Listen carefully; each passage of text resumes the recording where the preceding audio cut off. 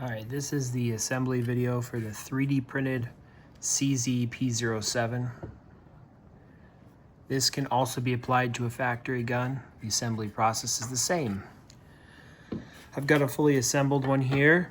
This is the duty model. The difference should be fairly obvious when we get them all together, but slide finish is different. Your trigger's different. A lot of the duties came with a safety. This one has a decocker on it. Otherwise, the frame that you 3D print is backwards compatible with the duty parts kits or the newer parts kits. So you pick. I'm gonna try to do this completely in one take, so apologies for any mistakes I make with the assembly process, but I'll try to show step by step how you need to assemble this to be successful.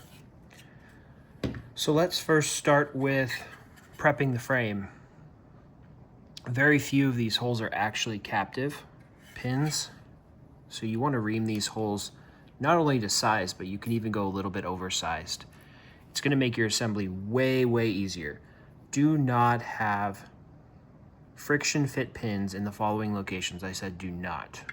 This is your hammer pin. It should be open and free, so make sure that is the case. Your sear pin, let me find that here real quick, is fatter on one end. That goes here, so the fat side should fit freely here, skinny side right here. Notice how thin these walls are, so you're going to want to be very careful when you're preparing this frame. Once the metal inserts are in there, it's not really a problem.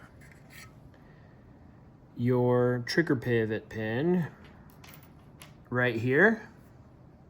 Actually, no. Yes, that's a trigger pivot pin. And that one goes right here.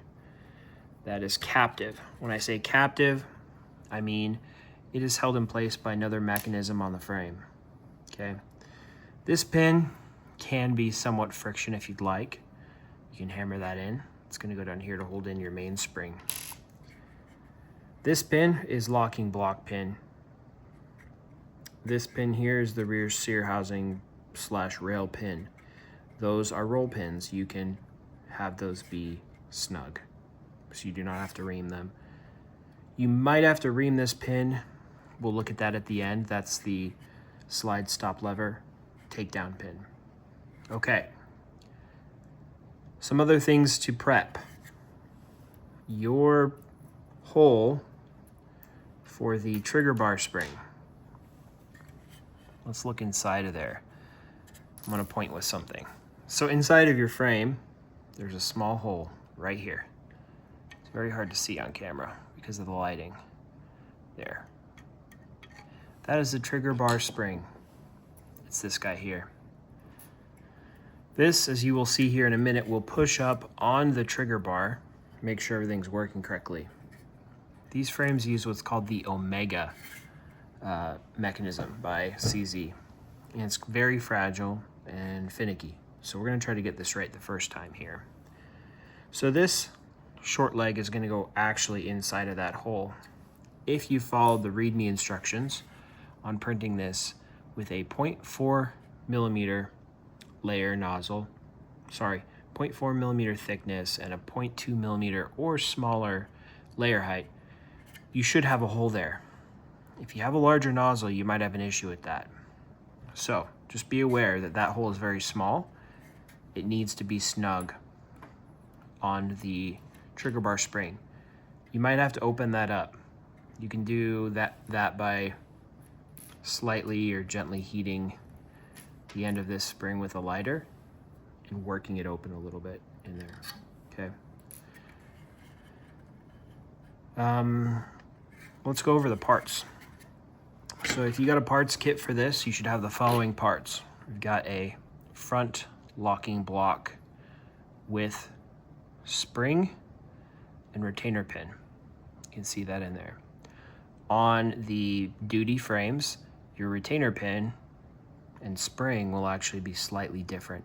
This spring will stick out outside of the locking block front and back. Still fits. Okay. You've got your takedown slide stop pin, your hammer with the mainspring strut installed. That's a press foot pin, so that should be together. And then you've also got your disconnector here. Disconnector is going to go like that.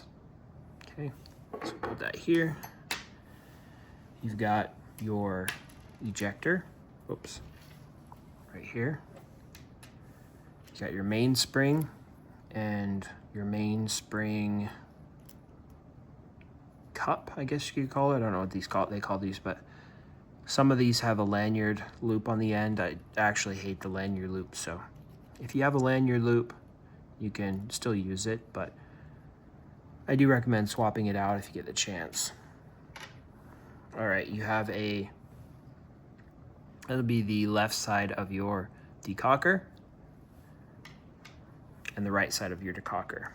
If you have the safety, I would also suggest getting a decocker instead. An Omega decocker is what it's called. This spring also goes along with that. The reason being, this is a double action, single action pistol. So when you charge the weapon, cocks the hammer, loads around in the chamber. However, you don't want to carry it like that. If you have a safety, you're going to flip it up, and that's going to put it on safe with it cocked. It's much better to carry this pistol, what they call with the hammer down, so in double action mode. So when you push this down, decocks the hammer. Now the first trigger pull will be in double action mode. The two actions being the hammer being cocked back and then the sear dropping like that. And then subsequent shots would be in single action mode, which is a much nicer trigger pull. So I recommend you configure your pistol in this way. These decocker levers are not too expensive, and it makes it a much more functional weapon. Okay, you've got your trigger bar spring, trigger pin, there's your sear, there is your mainspring pin, disconnector roller, safety, firing pin safety. There's your trigger spring. That is the sear spring, I believe. Ooh, we'll get to the other tiny springs here in a sec. Trigger bar, magazine catch pin, sear pin, hammer pin, and then these are your two locking block pin and your rear rail pin. Here's your rear rails, trigger, and your magazine catch. Inside of there is a detent and a spring in this channel. I'm missing one spring here. Where did that go? There it is. Actually, this fatter one is your sear spring, and the skinnier one is for your ejector spring. So these are all of your parts. If your parts kit did not come with one, then you might need to source those independently. The most common things to be missing would be magazine catch, detent spring. Those tend to get lost. Maybe these tiny springs here. You can source some other springs and make it work. Anyway, let's go to assembly. So we've got our frame all prepped. We're gonna start with the installation of our magazine catch. This magazine catch is ambidextrous, so if you're left-handed, you'll want the button on the outside like that. I'm right-handed, so I'm gonna install it on this side. Now I'm noticing I didn't quite prep this frame all the way, and this is a kind of a snug fit, so I'm just going to check here.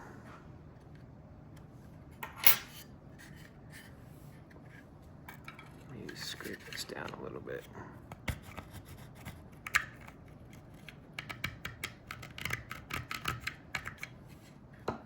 see if that did the trick.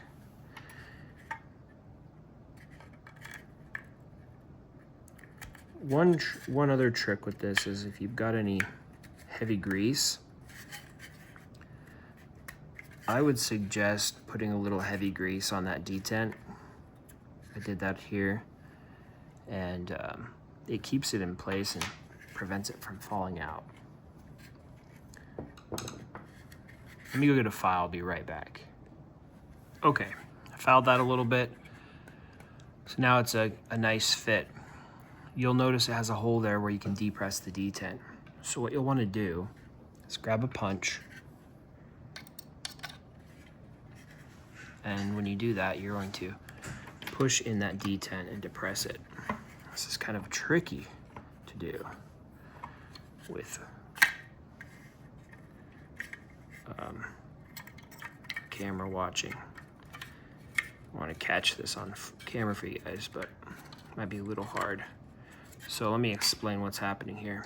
You're going to push this detent down, and simultaneously you're going to take this pin, and it's got one side here that has a ridge on it for grabbing. That stays up, and it goes here in this hole. That's going to actually go between the detent. So if I'm really quick here, here we go. What I did was I just pushed downward on this with the detent depressed all the way in, and I pulled this out really quick while pushing downward and let that slip in, and now it's retained like that. Okay, you can check function with a magazine. Should lock in. Perfect. Magazine catch is installed and sorted there. Okay, next we're going to put in our locking block in the front.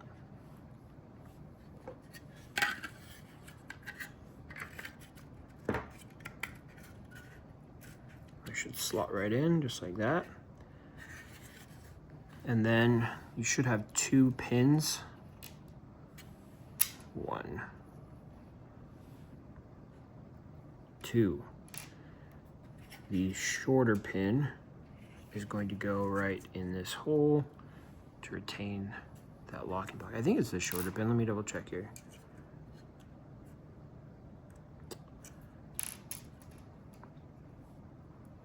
Let's see here.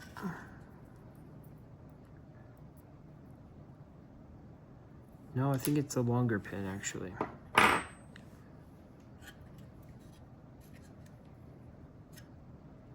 Yeah, let's do the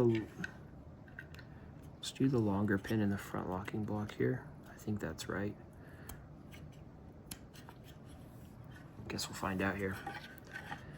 All right. So I'm just going to take that off camera and hammer that in real quick. Okay, that was installed. Honestly, I think the shorter one goes there. But the problem is my other kit has two that are the same size, so. Well, let's now install the rear one. Your rear rails right like that.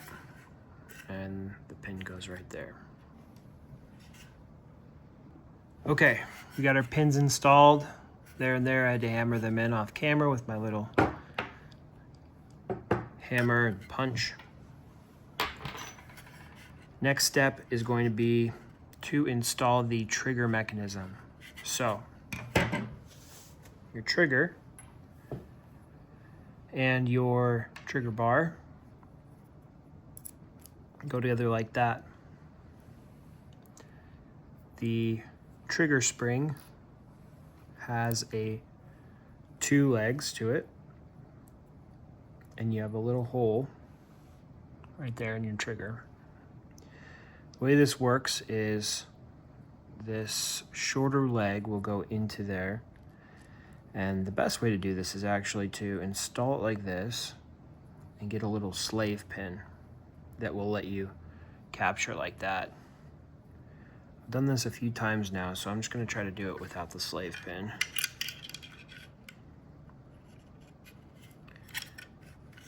We'll see if we're successful here.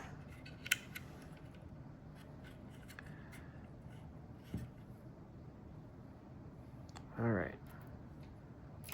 And our trigger pin, let's start that in the hole.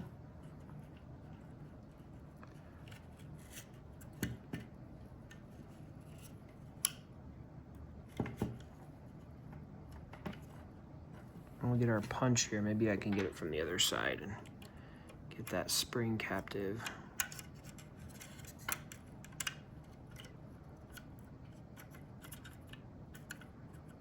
Now this is about the time you start asking yourself, why couldn't you just be building a Glock? And there's a few times you're gonna ask yourself that during this build.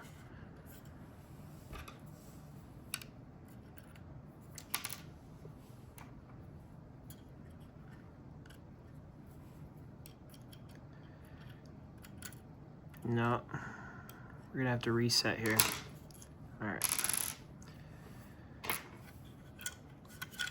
Let's pause on that. Let's get that trigger bar spring installed real quick here.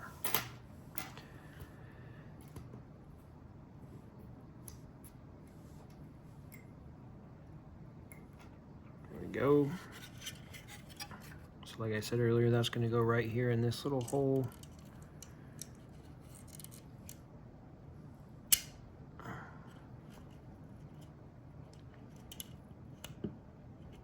All right, and then you take something and you can make sure it's seated all as far as it can go. And unfortunately, the way the frame geometry is, if you'll notice when you print, right here, that is the bottom. Now, that's a very thin wall. It's like 0.4 millimeters. So sometimes you might see that. This won't affect it. Okay, so that's installed. Now let's try that spring again for the trigger without a slave pin. See if we can get it with the camera rolling. All right.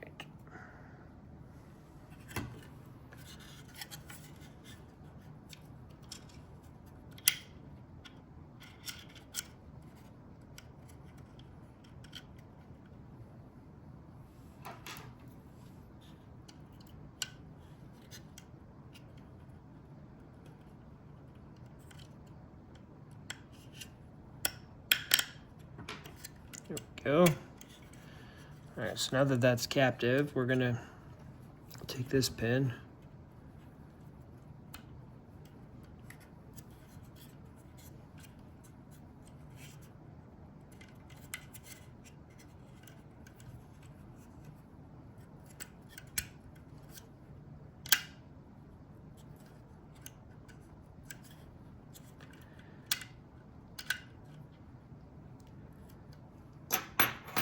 that most of the way through. Give this a little tap here. Nope. I think we're getting hung up. Oh, there it goes. Just gonna say I was getting hung up on that locking block. So with this pin, like I said earlier, this is actually captive. It's held captive by the trigger, but you got to get it right in the right spot, which ends up being about indented a little bit on both sides. So we'll just go there, and then there we go. You can kind of feel it. Okay. Now on the bottom of your trigger bar, there's a little divot by which the spring sits for the trigger bar, and goes down there like that. Okay, so one hard step complete. Now let's go ahead and add the hammer with the disconnector. So you got it installed like this. Let me set this down. I'll show you guys real quick. Now if you notice on here, when I have it like that, this hole is completely unblocked. However, when it sits in the gun, it actually goes like that, and you'll see how that hook protrudes like that. That's going to sit inside of this hammer pin and keep it captive. So when you install it, this must be in the up position. Otherwise, this pin will run into the disconnector. So we're going to put it in the gun, just like so. Okay. And then we're going to add our hammer pin.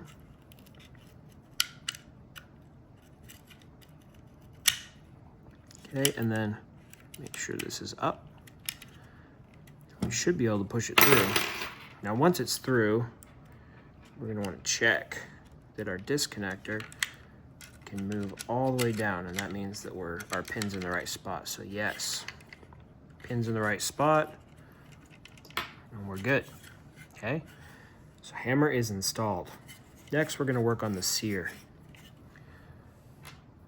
The sear has its own spring, which is a little fatter.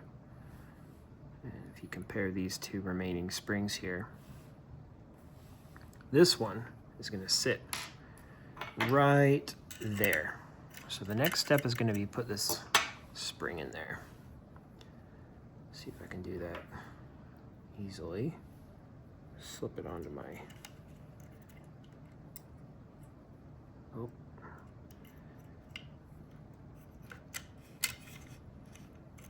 Okay. And then your sear actually is going to, if you notice, it's got this little, on the top left corner, it's got this weird shape to it. It's actually going to go just like that. I'll move my fat thumbs here in a sec so you can see where I've ended up putting it. And it kind of pushes down on the disconnector too, so.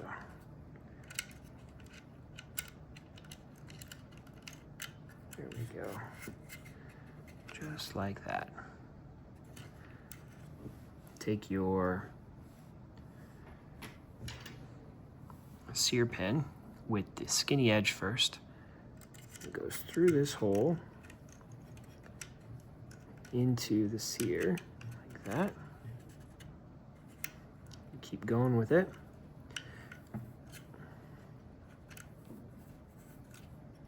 And if you reamed your holes well, this should slide right in. We don't want to hammer this too hard though. Okay? Do not hammer that too hard. All right, so you see how it's protruding right here? We want to actually push that back a little bit. We don't want it protruding at all right now. There we go. Perfect. All right, next we're going to drop in our roller. This is the roller. And then this is the firing pin safety bar. So this will actually, when the trigger's pulled, it will move up. And you're gonna wanna put it like this. Okay, so this hook is gonna face backwards in the frame. So what we do is we slide it down in here, like that. Oh man.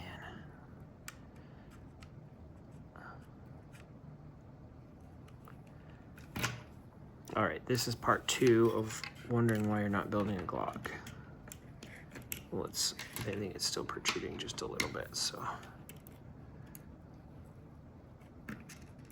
There we go.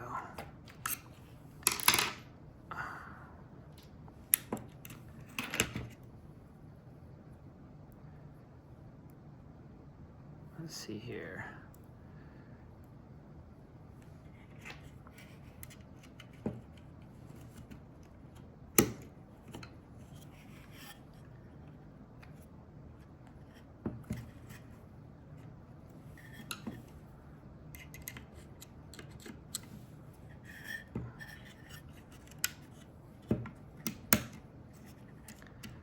I think we got it in place here.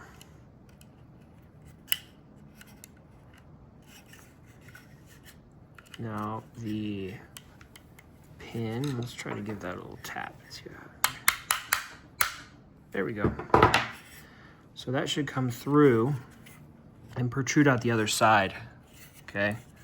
And now you've got, you can kind of see what's going on here. You've got, if you put spring pressure on the hammer, just a little thumb pressure, and you'll notice that moves up when I pull the trigger, depressing the firing pin block. Okay, so we got that, single action, and then double action. All right, so it's a little janky right now. We're not quite done. Notice right here, there's some channels. And if you have your pin sticking out at all right there, you want to use like a little flathead and you want to push the pin just a little bit further, because this is where our ejector is going to live. So let's put the ejector in next. Got a little tiny spring for the ejector. Goes in like that. And then you're going to take your ejector and you're going to slide it. Whoops, not like that. Like that. Okay, and then push it as far back as you can go with it. So I think we're good. There should be a little spring pressure, yep. Just like that. We are almost done, folks. Okay. Now, we're going to install the decocker. So, your rear block has a little roll pin here, right here, that sticks up.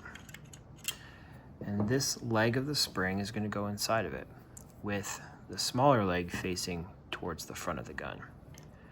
This is kind of tricky with fat fingers. All right, let me see here. Let me go get a pair of pliers. Okay, so I'm gonna hold this leg with my pliers. Stick it down in the hole.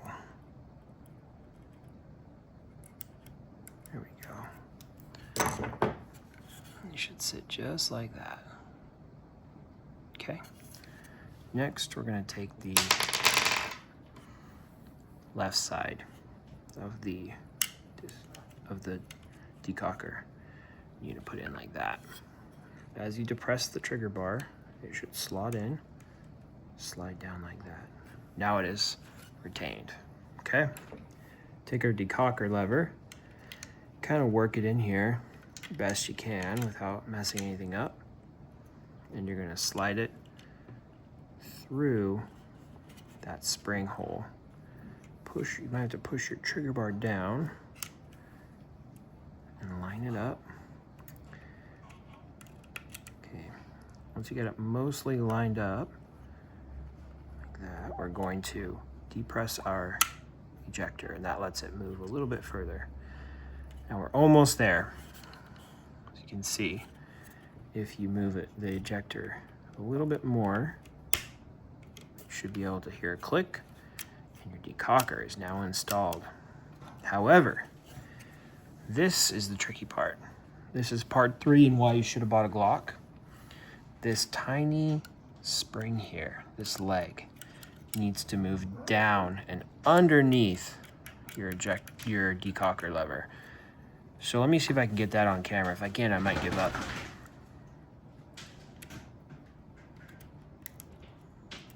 Might give up and turn off the camera for a sec. Let's see. This is better with like a slotted screwdriver, if you've got one.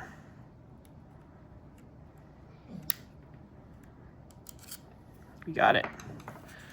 Okay, now your decocker has spring pressure. So how this works is, you got pressure, the decocker will drop your hammer just to half cock, no further. Okay. So everything's assembled here except for one thing, our main spring.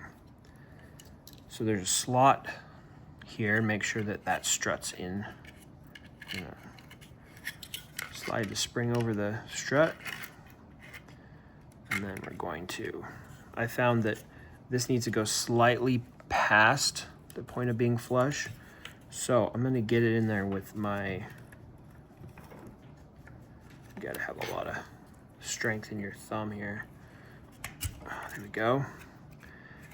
And then I'm gonna take my pin, install it in the frame. Okay. And then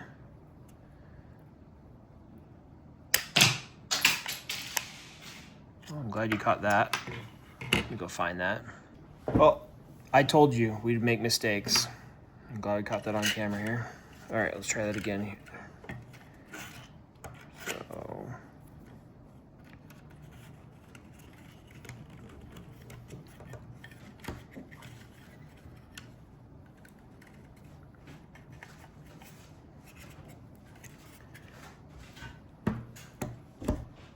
oh, I don't want to do that.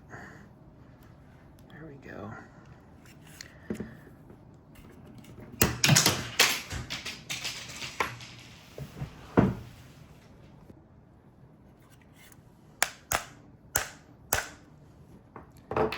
Okay, just gonna hit that a little bit further in.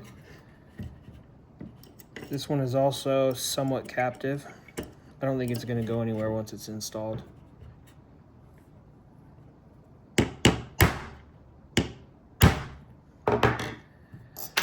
All right.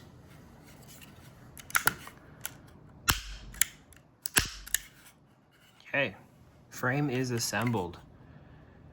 Now the last thing we want to do is install the slide.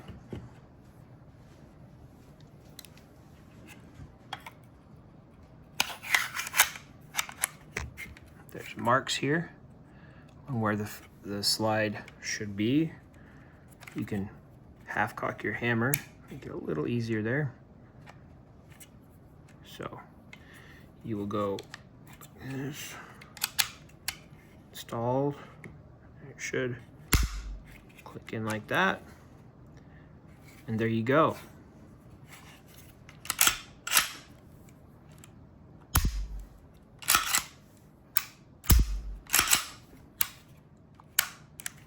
P-07.